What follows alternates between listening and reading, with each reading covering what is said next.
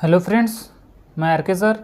मैं एक बार फिर से आपका बहुत बहुत स्वागत करता हूं साथियों अपने इस यूट्यूब के प्लेटफॉर्म पे जिसका नाम है हिंदी प्रैक्टिस किंग। तो आइए दोस्तों, हर रोज़ की बात ही आज हम लोग फिर छायावादी के प्रश्नों को सॉल्व करेंगे। तो चलिए सीधे अपने प्रश्नों पे बढ़ चलते हैं, ज़्यादा बातें नहीं करेंगे नहीं तो वीडियो बहुत लंबा हो जाएगा। चलिए बताइए, गिरजे का घंटा इनकी पहली कविता मानी जाती है, यानी किसकी मानी जाती है? क्या प्रसाद जी की मानी जाती है, या सुमित्रा नंदन पंत की मानी जाती है, या फिर सूर्यकांत त्रिपाठी निराला की मानी जाती है, या फिर राम कुमार वर्मा की? बताइए, गिरजे का घंटा जो 1916 ईस्वी में रचा गया था, इसके रचनाकार कौन है? बताइए।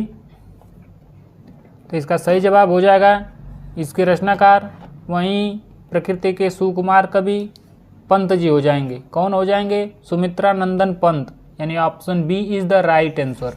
कौन हो जाएंगे? Option B. सुमित्रा नंदन पंत की क्या है? यह पहली कविता है, याद रखिएगा, बहुत इंपॉर्टेंट है। बाकी सूर्यकांत त्रिपाठी निराला की पहली कविता कौन है? तो जूही की कली है, वो अभी 1916 में ही रचित है। कौन? निराला के द्वारा रचित जूही की कली। कौन सी है? जूही की कली। यह कब रचित है? तो यह अभी 1916 में ही रचित है। याद रखिएगा, दोनों लोग का जब एक ही सन में है, इस तरह से ट्रिक से अच्छे से याद भी हो जाएगा। पंत और निराला दोनों लोग क्या है, 1916 में अपने अपने पहली कविता लिखें, याद रखिएगा। बाकी जयशंकर प्रसाद की अगर पूछ दे प्रथम कविता कौन है, तो सावन पंचक है। कौन है? सावन पंचक है, याद रखिएगा, प्रसाद जी का सावन पंचक। अगर ये पूछ दे कि ये कब लिखें, तो ये लिखे 1906 में। कब लिखे? 1906 में। इन लोग से पहले ही लिख दिए थे। बाकी भारतेंदु पत्रिका में कलाधर उपनाम से प्रकाशित हुआ था। अगला प्रश्न है, हो गया है व्यर्थ जीवन, मैं रण में गया हार। यह काव्य पंक्ति निराला की किस कविता से है? क्या राम की शक्ति पूजा से है, या फिर सरोज स्मृति से है, या फिर बनबेला से है, या स्नेह निर्झर बह गया इससे है? बताइए किस कविता से है कि हो गया है व्यर्थ जीवन, मैं रण में गया हार? तो यह किससे है? यह बनबेला से है। किससे? Banbela. Option C is the right answer. अगला प्रश्न है, छायावाद युग में लिखी गई कविता पुस्तक ब्रज कौन सा? ब्रज रस, इसके रचनाकार कौन है? बताइए, ब्रज रस नामक के रचनाकार कौन है? क्या वियोगी हरि हैं, या राय कृष्ण दास जी हैं, या फिर बेढब बनारसी जी हैं, या फिर श्रीनाथ सिंह जी हैं?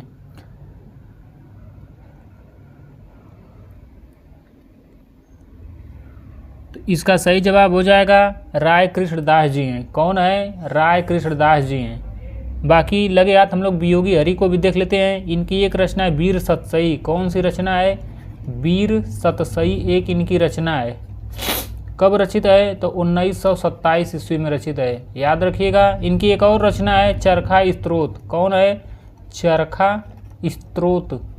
स्त्रोत, ये दोनों रचनाएं किनकी हैं? वियोगी हरि जी की हैं, याद रखिएगा, इंपॉर्टेंट प्रश्न है। अगला प्रश्न है, लोकायतन पंत की प्रबंध कृति है। कैसी एक कृति है? तो प्रबंध कृति है, जो किन दो खंडों में विभाजित है, उसी का नाम बताना है। क्या बाह्य परिवेश और अंतश्चैत्य नाम से है, या फिर जीवन और प्रकृति के नाम से है, या फिर व्यक्ति और समाज के नाम से है, या फिर किसी भी नाम से नहीं है? और आप लोग को बता दें कि जो लोकायतन पे इनको कौन सा पुरस्कार मिला था, तो इनको सोवियत लैंड पुरस्कार मिला था। कौन सा पुरस्कार? सोवियत लैंड नामक पुरस्कार इनको मिला था। किस पे? लोकायतन पे। किनको मिला था? तो सुमित्रा नंदन पंत को मिला था। और इस प्रश्न का सही जवाब ऑप्शन ए हो जाएगा। कौन हो जाएगा? ऑप्शन ए, बाह्य परिवेश और अंतश्चैत्य इनका है। कौन सा है? बाह्य परिवेश और चैतन्य। Option A is the right answer. अगला प्रश्न है, हरिवंश राय बच्चन की काव्य धारा का उल्लेख कीजिए। क्या यह छायावादी से रिलेटेड है? हरिवंश राय बच्चन जी जो अमिताभ बच्चन के पिताजी हैं, या फिर आलावादी से प्रेरित हैं, या फिर प्रयोगवादी में हैं, या फिर प्रगतिवादी में हैं? हरिवंश राय बच्चन को हिंदी का बायरन भी कहा जाता है। इनको क्या कहा जाता है? तो इनको हिंदी का बायरन कवि भी कहा जाता है। बायरन कवि, याद रखिएगा। बाकी इस प्रश्न का सही जवाब हो जाएगा कि हालावादी हैं। कैसे हैं? हालावादी हैं। याद रखिएगा। बच्चन सिंह को प्रेम व मस्ती काव्य के अंतर्गत रखा जाता है और इनकी रचनाएं हैं मधुशाला, मधुबाला, मधुकलश, निशा निमंत्रण, एकांत संगीत, आकुल अंतर, सतरंगिनी, बंगाल का अकाल इत्यादि रचनाएं किनकी हैं? तो बच्चन सिंह की हैं। याद रखिएगा। अगला प्रश्न है, ज्ञान भिन्न कुछ क्रिया भिन्न है, इच्छा क्यों पूरी हो मन की, एक दूसरे से न मिल सके यह विडंबना है जीवन की। उपर्युक्त पंक्तियां कामायनी से हैं, लेकिन किस सर्ग से ली गई है यही आप लोग को बताना है। क्या चिंता से ली गई है, या कर्म से, या संघर्ष से, या फिर रहस्य से? तो कामायनी में कितने सर्ग हैं? तो कामायनी में 15 सर्ग हैं, आप लोग को पता ही होगा। इसमें भी जो 14वां सर्ग है रहस्य, उसी से लिया गया है। किससे? रहस्य नामक सर्ग से लिया गया है। यह किस नंबर का है? तो यह 14वें नंबर का है। बाकी अगर पूछे कर्म किस नंबर का है, तो कर्म हो जाएगा 7वें नंबर का। किस नंबर का है कर्म? 7वें नंबर का। चिंता किस नंबर का अगर पूछ देगा, तो चिंता पहले नंबर का है। अगर संघर्ष पूछ देगा कि संघर्ष किस नंबर का सर्ग है, तो संघर्ष 11वें नंबर का। किस नंबर का? 11वें नंबर का। याद रखिएगा। इसका सही जवाब ऑप्शन डी हो जाएगा। अगला प्रश्न है, प्रकाशन काल की दृष्टि से हरिवंश राय बच्चन की रचनाओं का सही अनुक्रम क्या है? कौन सबसे पहले प्रकाशित हुई, कौन उसके बाद, कौन उसके बाद, और किसकी? तो हरिवंश राय बच्चन की। तो बताइए इस प्रश्न का सही जवाब क्या होगा? हम लोग देख लेते हैं। निशा निमंत्रण कब रचित थी? तो यह 1938 ईस्वी में रचित थी। कब? 1938 में। प्रणय पत्रिका कब थी? तो 1954 में थी यह। और जाल समेटा तो आप लोग जानते हैं 1973 वाली। कब? 1973 वाली। और इसके बाद मिलन यामिनी पूछ दे तो यह 1950 में है। कब है? 1950 में। तो देख लेते हैं क्रमशः कौन सा होगा इसका सही जवाब।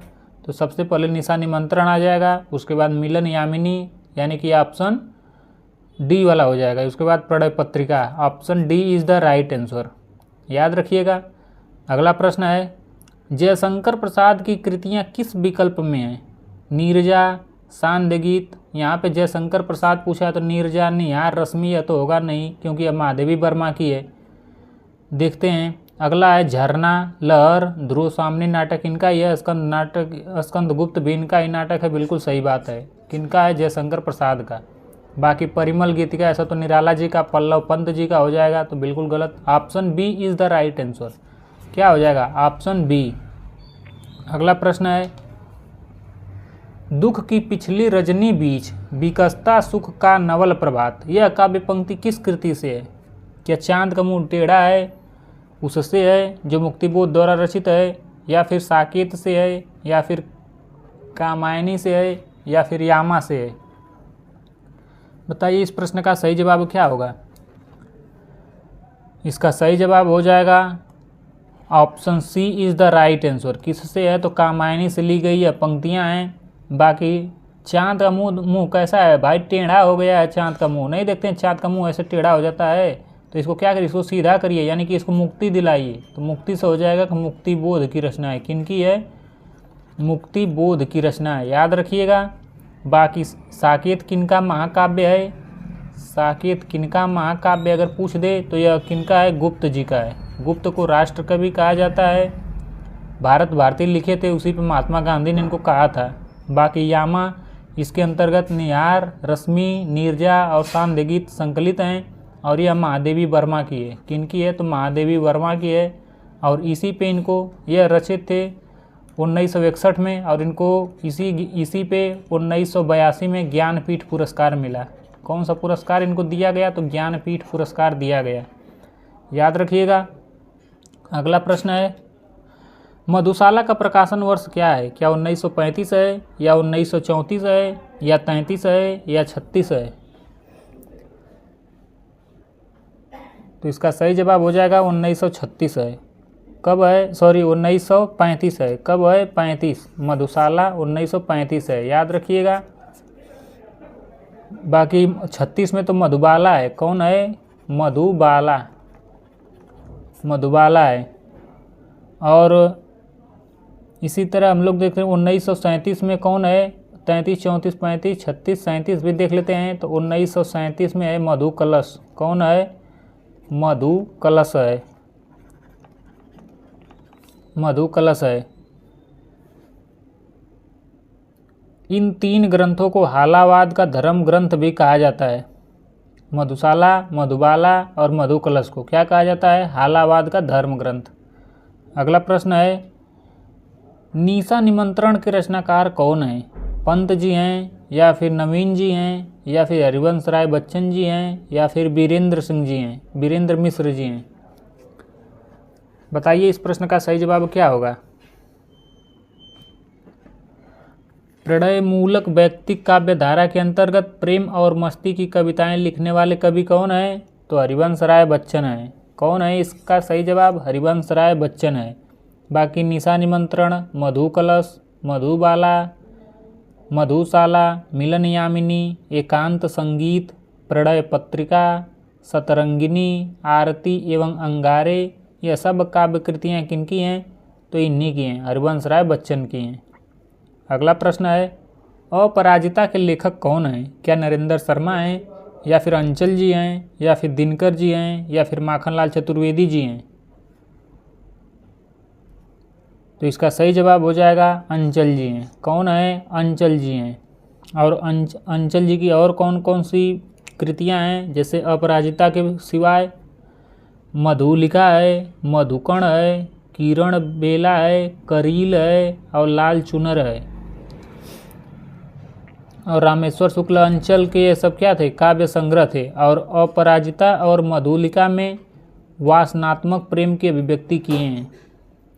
अगला प्रश्न है, हालावाद के प्रवर्तक के नाम क्या है? हालावाद के कौन प्रवर्तक हैं, यही पूछा गया है। क्या नरेंद्र शर्मा हैं, या फिर अंचल जी हैं, या फिर जगदीश गुप्त जी हैं, या फिर हरिवंश राय बच्चन जी हैं? तो इसका सही जवाब हो जाएगा हरिवंश राय बच्चन है। कौन है हालावाद के प्रवर्तक के नाम से? कौन है? तो हरिवंश राय बच्चन जी हैं। जानते हैं इनका मधुशाला, मधुबाला, मधु कलश सब इनका ही है। और मधुशाला किसे कहा जाता है? तो आप लोग जानते हैं दारू शराब को कहा जाता है मधुशाला। और हालावाद में आप लोग जानते ही हैं शराब का ही पर्यायवाची है। तो इनको हिंदी का बायरन भी कहा जाता है, याद रखिएगा। अब तीर बना दिए हैं तो कुछ तो लिखना ही पड़ेगा। तो हिंदी का बायरन इनको कहा जाता है, याद रखिएगा। बहुत इंपॉर्टेंट यह प्रश्न है।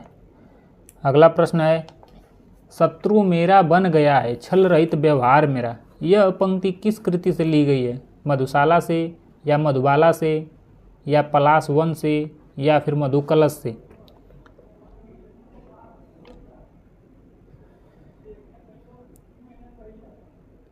इसका सही जवाब हो जाएगा ऑप्शन डी।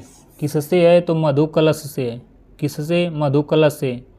बाकी मधुबाला में लिखी गई एक पंक्ति कौन सी है? एक पंक्ति मधुबाला की है, बस एक बार पूछा जाता है यदि अमृत से पड़ता पाला है।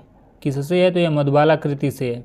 बाकी इसी तरह लगे हाथ मधुशाला से भी एक पंक्ति है कि सूर्य बने मधु का विक्रेता, सिंधु बने घट जल हाला।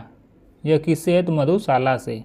अगला प्रश्न है, हिंदी काव्य डाट डाट डाट मानसलवाद के प्रवर्तक कौन माने जाते हैं? रामेश्वर शुक्ल अंचल जी, या फिर हरिवंश राय बच्चन जी, या फिर सुमित्रा नंदन पंत जी, या फिर जयशंकर प्रसाद जी? कौन है मानसलवाद के प्रवर्तक कौन है? मानसलवाद के प्रवर्तक अंचल जी हैं। कौन है? रामेश्वर शुक्ल अंचल जी हैं, याद रखिएगा। बाकी सुमित्रा नंदन पंत को क्या कहा जाता है? तो प्रकृति का सुकुमार कवि कहा जाता है। और हरिवंश राय बच्चन को क्या कहा जाता है? तो हालावाद का प्रवर्तक। और जयशंकर प्रसाद को तो आप लोग जानते हैं प्रेम व सौंदर्य का कवि कहा जाता है। अगला प्रश्न है, बालकृष्ण शर्मा नवीन का सर्वप्रथम प्रकाशित काव्य संग्रह कौन सा है? यहाँ पे नवीन जी के बारे में पूछा है। क्या क्वासी है, या फिर रश्मि रेखा, उर्मिला, या कुमकुम? कौन सा है? तो 1939 में जो रचा गया इनके द्वारा कुमकुम है। कौन है नवीन का सर्वप्रथम प्रकाशित काव्य संग्रह? कुमकुम है, याद रखिएगा। नवीन के और कौन कौन से काव्य ग्रंथ है इसके सिवा? तो उर्मिला है, अपलक है, और रश्मि रेखा है। क्वासी तो आप लोग देख ही रहे हैं। अगला प्रश्न है, पुष्प की अभिलाषा नामक प्रसिद्ध कविता किसके द्वारा लिखी गई है? आप लोग को जस्ट पिछले वीडियो में बताया हूँ, यह प्रश्न आया हुआ है। तो किसके द्वारा रचित है? किसके द्वारा रचित है? तो यह रचित है माखनलाल चतुर्वेदी के द्वारा। किनके द्वारा? माखनलाल चतुर्वेदी के द्वारा। कहते हैं कि मक्खन ना लगाइए, इसलिए इसके प्रवर्तक हो जाएंगे माखनलाल चतुर्वेदी। अगला प्रश्न है, मौर्य विजय किसकी रचना है? क्या मैथिली शरण गुप्त की है, या सियाराम शरण गुप्त की है, या फिर श्याम नारायण पांडे की है, या फिर इनमें से किसी की नहीं?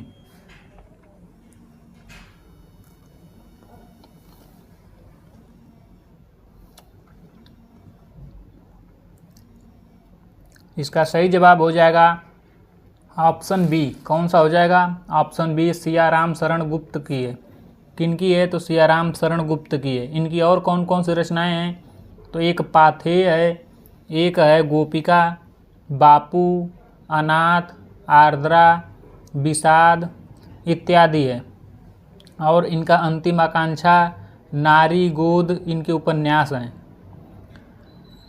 अगला प्रश्न है, छायावाद और उत्तर छायावाद के बीच कुछ वैसा ही संबंध दिखता था जैसा मध्यकाल में भक्ति काव्य और रीति काव्य के बीच था। बिल्कुल मोस्ट इम्पॉर्टेंट यह है, ये पंक्तियाँ, ये उक्तियाँ, इसको याद रखें। किस लेखक के द्वारा यह कहा गया है? क्या नंद दुलारे वाजपेयी के द्वारा, या फिर बच्चन सिंह के द्वारा, या फिर राम स्वरूप चतुर्वेदी के द्वारा, या फिर डॉक्टर नगेंद्र के द्वारा?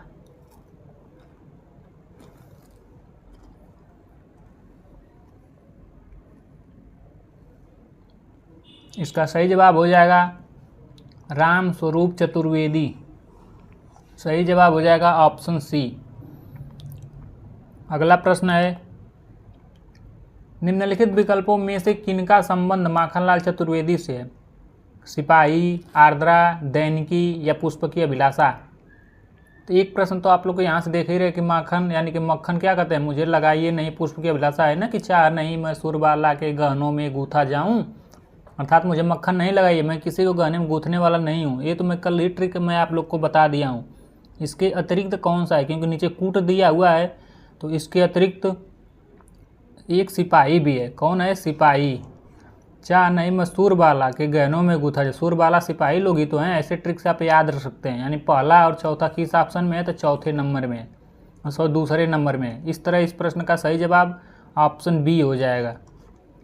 अगला प्रश्न है, बाकी दैनिकी किनका है? तो यह सियाराम शरण गुप्त का है। किनका है? सियाराम शरण गुप्त जी की यह कृति है। बाकी आर्द्रा किनकी है? तो यह अभी सियाराम शरण गुप्त की ही है। किनकी है? यह अभी आर्द्रा हो गया, दैनिकी हो गया, यह सब सियाराम शरण गुप्त की है।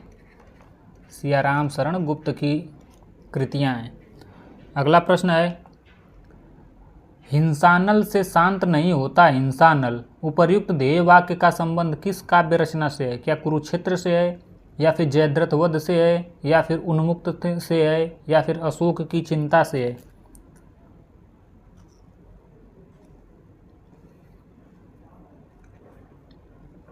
इसका सही जवाब हो जाएगा उन्मुक्त से है। किससे है? उन्मुक्त से। यह रचना किनकी है? तो यह रचना सियाराम शरण गुप्त की है। किनकी है? सियाराम शरण गुप्त की है, याद रखिएगा। बाकी रामधारी सिंह दिनकर को ओज और औदात्य का पुरुष या फिर ओज और पौरुष का कवि भी कहा जाता है। इनको अधैर्य का कवि, डिप्टी राष्ट्र कवि भी कहते हैं। अगला प्रश्न है, निम्नलिखित में से कौन से कवि उत्तर छायावाद से संबंधित हैं? बताइए। क्या राम नरेश त्रिपाठी हैं, या फिर अंचल जी हैं, या नवीन जी हैं, या फिर भारत भूषण अग्रवाल जी हैं? कूट दिया है, कूट के माध्यम से आप लोग को बताना है। तो कौन कौन हो जाएंगे? एक तो अंचल जी हैं और दूसरे हैं नवीन जी। कौन है? एक तो अंचल जी और दूसरे हैं नवीन जी, यानी कि ऑप्शन बी और सी। सी ऑप्शन में है। कौन हो जाएंगे? ऑप्शन बी और सी इज़ द राइट आंसर। अगला प्रश्न है, छायावाद तत्वतः प्रकृति के बीच जीवन का उद्गीत है, यह उद्बोध किसका है? बताइए, यह उद्घोष ऐसा किसने कहा? बिल्कुल इंपॉर्टेंट है, डबल स्टार लगाइएगा। क्या महादेवी वर्मा ने कहा, या फिर नंद दुलारे वाजपेयी जी ने ऐसा कहा, या फिर जयशंकर प्रसाद जी ने कहा, या फिर रामविलास शर्मा जी ने ऐसा कहा? तो इसका सही जवाब हो जाएगा महादेवी वर्मा ने कहा। किसने कहा? Mahadevi Verma. Option A is the right answer. बाकी जयशंकर प्रसाद ने आंसू में क्या कहे थे कि जब वेदना के आधार पर स्व अनुभूति यानी खुद की जो अनुभूति हो उसकी अभिव्यक्ति होने लगी तब वो उसे हिंदी में उसे छायावाद के नाम से जाना जाएगा। कौन कहे हैं? तो ये जो है जयशंकर प्रसाद जी कहे आंसू नामक कृति में। अब लगे हाथ हम लोग नंद दुलारे वाजपेयी को भी देख लेते हैं। ये कहते हैं कि मानव अथवा प्रकृति के सूक्ष्म किंतु व्यक्त सौंदर्य में आध्यात्मिक छाया का भान मेरे विचार से छायावाद का सर्वमान्य व्याख्या हो सकती है। ऐसा नंद दुलारे वाजपेयी जी कहे हैं। अब लगे हाथ सबके पंक्तियाँ हम लोग देख लिए। तो रामविलास शर्मा की भी देख लेते हैं। तो रामविलास शर्मा कहते हैं कि छायावाद स्थूल के प्रति सूक्ष्म का विद्रोह नहीं रहा है। कौन कहें? यही कहें कि यह विद्रोह नहीं रहा है वरन थोथी नैतिकता, रूढ़िवाद और साम्राज्यवादी बंधनों के प्रति विद्रोह रहा है। कौन कहें? रामविलास शर्मा कहें। अगला प्रश्न है, नौका विहार कविता में गंगा की लहरों के बीच चांद के प्रतिबिंब के लिए किस प्रकार की नायिका का उल्लेख है? मुग्धा नायिका की, या नवोढ़ा की, या वासक सज्जा की, या खंडिता की, या अभिसारिका की? तो इसका सही जवाब इसमें कुछ किसका पूछा है? नौका विहार में पूछा है। कौन सी कविता में? नौका विहार। अब नौका विहार कविता है किनकी? तो यह पंत जी की है। किनकी है? सुमित्रानंदन पंत की यह कविता है। और इसमें किस नायिका का उल्लेख किया गया? तो मुग्धा नायिका का।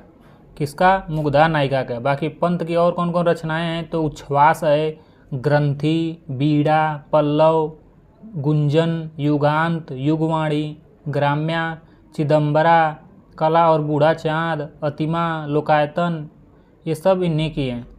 और लोकायतन नामक महाकाव्य महात्मा गांधी के जीवन पर लिखा गया था। और चिदम्बरा के लिए पंत को ज्ञानपीठ पुरस्कार भी मिला था। और लोकायतन पे इनको शेक्सपियर पुरस्कार भी मिला, याद रखिएगा। अगला प्रश्न है, कामायनी में मनु ने श्रद्धा को क्या कहकर संबोधित किया है? क्या तरंगों से फेंकी मणि के नाम से, या फिर करुणालय सुंदर मौन, या फिर हृदय की अनुकृति, या बसंत के दूत, या प्रथम कवि का सुंदर छंद? किस नाम से मनु ने श्रद्धा को कहकर संबोधित किया? क्या कहकर किया? बसंत के दूत। किस नाम से? बसंत के दूत नाम से कहकर संबोधित किया, याद रखिएगा। अगला प्रश्न है, तो साथियों आज के लिए बस इतना ही। कल मैं फिर एक नए प्रैक्टिस सेशन के साथ शुरुआत करूंगा। तो आज के लिए बस इतना ही। अगर आप लोग को सेशन अच्छा लग रहा हो, हेल्पफुल लग रहा हो, तो लाइक शेयर एंड सब्सक्राइब करना ना भूलिएगा साथियों। आज के लिए बस इतना ही। अपने आर के सर को इजाज़त दीजिए दोस्तों। धन्यवाद।